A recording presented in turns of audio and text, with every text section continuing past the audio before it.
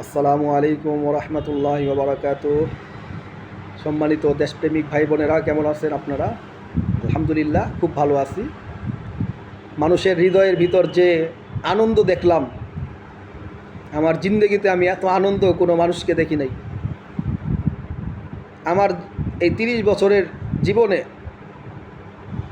মানুষকে এত আনন্দিত হইতে, কোনো উৎসব, যত ঈদ গেছে, অন্য যত ধরনের উৎসব আছে, কোনো উৎসবে এত আনন্দিত আমি কাউকে হতে দেখি নাই মানুষকে। আজকে আমি গতকালকে আর আজকে যে আনন্দিত মানুষকে দেখলাম, আলহামদুলিল্লাহ। আসলে বাংলার মানুষ মুক্তি চায়, এটাই হচ্ছে বাস্তব কথা। মুক্তভাবে চলতে চায়।